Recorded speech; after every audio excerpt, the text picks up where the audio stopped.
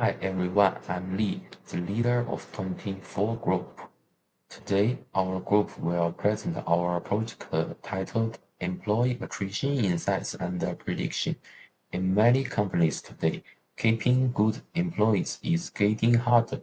When people leave, it increases hiring costs, affects team stability, and may lead to the loss of important skills. That's why I choose this topic, and we want to find out who is more likely to leave, why do they leave, and how can we predict and reduce that risk. We use real HR data and Power BI to answer this question in a clean and practical way. Before we dive into the topic, let me quickly introduce our group. We are a team of 5 members. You can see us there. Each of us focused on different parts of this project, from data clean and analyze to building dashboard and writing the report. In today's presentation, we will each take turn to explain the parts we were responsible for. Let's start with the background, research objective, research question, data clean and preparation, and framework. Let's get started. Why employee attrition matters. Let's begin with a quick introduction. Why is employee attrition important? In today's jobs market, people change jobs more often than before. For companies, this creates a big challenge. When good employee leaves, it costs money, slow down projects, and break team stability. Some roles like sales and R&D are especially at risk. These jobs are often high pressure and the people working this may face overtime, travel and stress, which all lead to a higher chance of quitting. That's why companies now treat employee retention as a key part of their business strategy. Understanding who leaves and why and predicts it early and helps reduce costs and keep right people. So, what are the goals of our project? In this study, we want to understand the employee attrition from different angles. First, we look at who is more likely to leave based on gender, age, department, and job role. Then we ask why they leave by checking their satisfaction levels over time and travel frequency. Next, we try to predict who might leave using performance, income, and work history. Finally, we hope to give useful strategies to HR teams so they can improve retention and create a better work environment. Now let's look at the core of our analysis, the research question. We designed 6 questions grouped into 3 types of analysis. First, we start with the descriptive question to understand who is leaving. Question 1, what are the attrition rates by gender, age group, and the department? Question 2, which job role have the highest attrition rates? Then we ask a diagnostic question to explore the reason. Does employee satisfaction affect attrition? Do overtime and business travel increase attrition risk? Lastly, we use predictive question to look in the future. Can we predict who is likely to leave using key feature? What are the performance and the turn characteristic of those who left?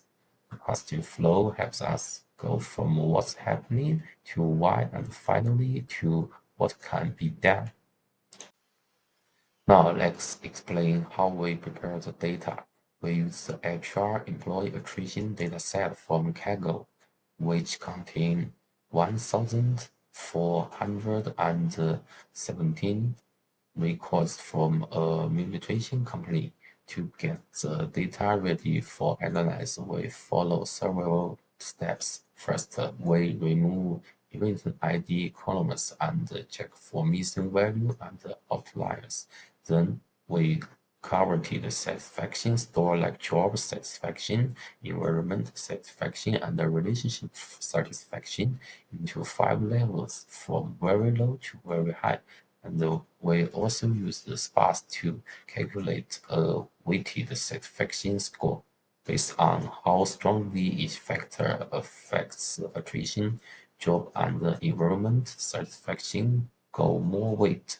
After that, we created a composite variable by combine overtime and business travel to better capture work pressure. Finally, we organized the data into 4 groups: demographics, job role, satisfaction, and work behavior. With the structured dataset, we were ready to explore the 6 key business questions. Before answering our questions, we need a cleaner structure, so we use a 3-level analytic framework to guide our thinking. Level 1 is to identify who is at risk based on gender, age, department, and job role. Level 2 is to understand why they leave. We look at weighted satisfaction, overtime, and business travel. Level 3 is to predict a intervention by building a model that flags high-risk employees early and supports career development. This flow helps us move from fact to cause to action. It also keeps the analysis clean step by step. Then let's talk about data visualization and analysis.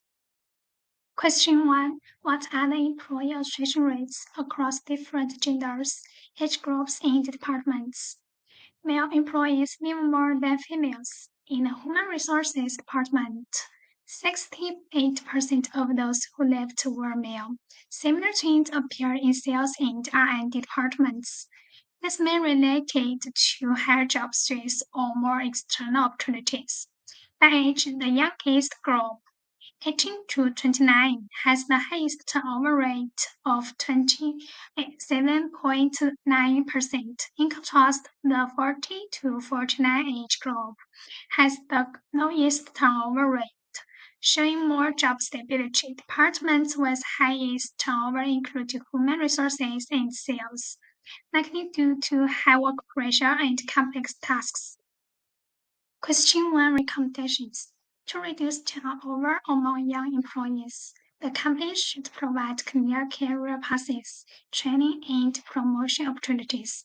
For male employees, conduct interviews in service to understand their needs and offer flexible work arrangements, mental health support, and better rewards. For high turnover departments, detailed certification surveys can identify specific issues to improve work culture, team dynamics, and incentives. Question 2. Which job roles have the highest employee attrition rates? Looking at job roles, sales representatives have the highest turnover rate, nearly 40%. This is likely due to high sales targets, customer pressure, and irregular hours causing burnout. Laboratory technicians and HR staff have turnover rates around 24%. Although some roles have lower turnover rates, the large number of employees means their total departures still impact the company. Question 2. Recommendations. For sales representatives, adjust performance reviews to include monthly bonuses and varied targets to reduce pressure. For laboratory technicians, set up technical career paths and job rotation to increase engagement. For HR roles, use automation to reduce routine tasks and provide emotional support. Improving job support systems and fair performance evaluations will also help retain employees across all roles. Job satisfaction 22.84% to 11.33%. Environment satisfaction 25.35% to 30.45%. Relationship satisfaction 20.65% to 40.81%. To assess the impact of overall satisfaction on employee attrition, the study constructed a weighted average satisfaction score based on three key dimensions: job satisfaction, environment satisfaction, and relationship satisfaction. A logistic regression analysis using SPSS revealed that both job and environment satisfaction had a significant negative effect on attrition, p less 0.001, while relationship satisfaction showed a marginally significant effect, p equal 0.072. The absolute values of the regression coefficient were then normalized to determine the relative contribution of each factor to overall satisfaction: 40.7% for job satisfaction, 40.7% for environment satisfaction, and 80.6% for relationship satisfaction. Using these weights, a composite satisfaction score was calculated for each employee and categorized into 5 levels: very low, low, moderate, high, and very high, providing a more comprehensive view of how overall satisfaction influences turnover. To reduce attrition, companies should make employee satisfaction a core part of HR management and track it by job environment and relationships. Use satisfaction data with performers, years of service, and absenteeism to identify high-risk groups. For lower satisfaction, conduct one-on-one talks and offer tailored incentive or role adjustments. For middle-level satisfaction, enhance following feedback and task involvement. Make satisfaction part of department performance reviews and tie it to rewards. Build a feedback improvement incentive loop to turn insights into real actions. A stronger focus on satisfaction boosts more work, lower turnover, and strengthens team loyalty.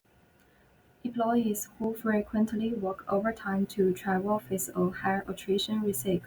Turnover risk from 10.44% no overtime to 30.53% frequent overtime, and from 8% no travel to 24% 91% frequent travel. When combined, the impact is greater. Those who both work overtime and travel had the highest turnover rate at 41.8%, while those who do neither have the lowest at 4.8%.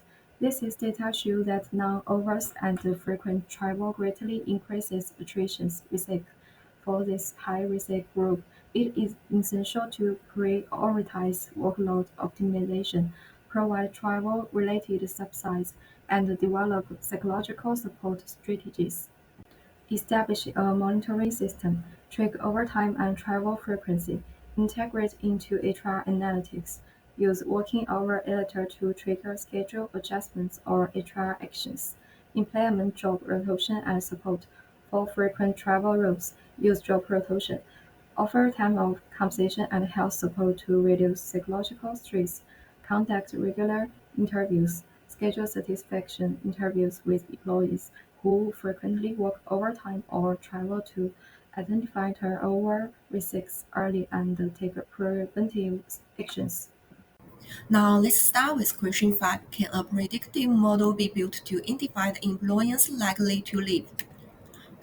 We used Power BI's key influence tool to correct a simple model. Since attrition is a yes or no question, Power BI applied the logist regressions in the background. The model helped us identify the key risk factors. Employees who worked overtime are almost 3 times more likely to leave. Those in sales roles are 2.7 times more likely. Low-income workers earlier less equal to 1,800 are 2.6 times more likely. Employers who travel frequently are also more likely to quit. We also looked at the attrition rates. Overtime workers leave at about 13% compared to just 10% for others. Sales roles shows a high turnover rates of around 14%. Low-income workers and frequent travelers are also show much higher turnover than average. This means the model gives us helpful signals about who is at risk. So what should we do with these results? Model justification and manual built with Power BI's key influence visual tagging valuable attrition is yes or no, so logist regression is used. Helps find what makes employees more likely to leave. Here are three actions we just suggest. First, monitor high-risk groups like overtime workers or low earners. Second, build a turnover model into your HR tools and update it regularly. Third, give it extra support to at-risk staff like flexible hours, better contribution, or clear career growth paths. Even without technological circles like Acture, this model is strong tool for HR to act earlier. Now, for question 6, what are the performance and tenure rating risks for employers who left? To explore this, we compared tenure and performance between employers who stayed and those who left. What did we find? Employers who stayed had longer average time at the company, 7.37 years compared to 5.13 years. They also spent more time in the same role, 4.48 years, versus 2.19 years for those who left. So employers who with shorter tenure are more likely to leave. And what about performers? The average circle for both groups was nearly the same, 3.16 with 3.15. That tells us performance routine isn't the key result people leave. It's more about fit growth. To keep good employers, we suggest three actions. First, help new employees feel welcome. Good training and clear career paths can help them feel in the stay longer.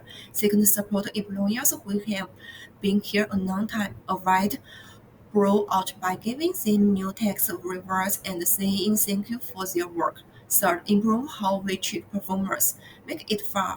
Look at the teamwork and attitude, not just results. Talk with employers more often.